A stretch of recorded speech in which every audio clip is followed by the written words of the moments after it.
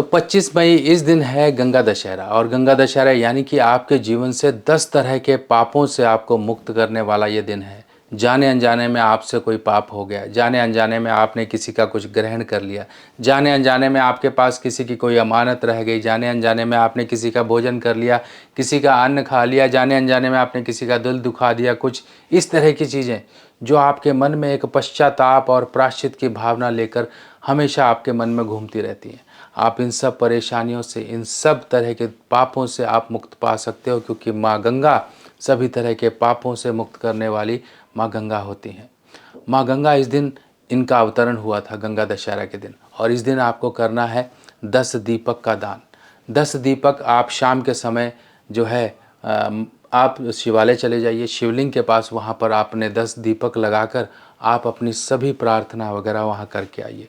और इस दिन एक स्पेशल कार्य किया जाता है, जो आपके ऊपर किसी तरह का, किसी का अन्न खा लिया आपने, किसी का सूतक, पातक, एकादशी, ग्रहण या संक्रांति के दिन आपने किसी का अन्न खा लिया है, तो वो अन्न का जो दोष लगा हुआ है, जो अन्न का भार आपके ऊपर चढ़ा हुआ है, जो अन्न का ऋण चढ़ा हुआ है, उसे दूर करने के लिए क्या तरीका है।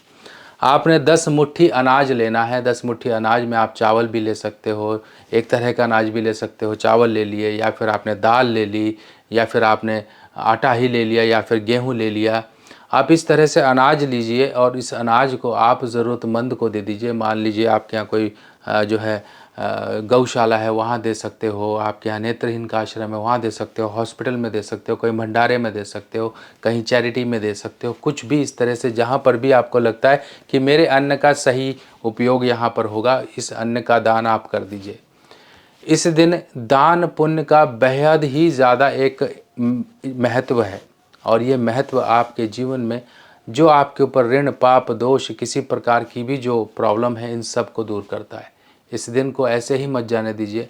आप अपने घर में, आपके शांति नहीं रहती, घर में आपके रुपया पैसा नहीं टिकता, तो एक कार्य और करिएगा। एक पीतल की मटकी जिसके ऊपर ढक्कन होता है चूड़ी वाला, उसके अंदर आप गंगा जल भरकर अपनी प्रार्थना बोलकर अपने घर के पूजा स्थान में इस छोटी सी मटकी को स्थापित कर दीजिए।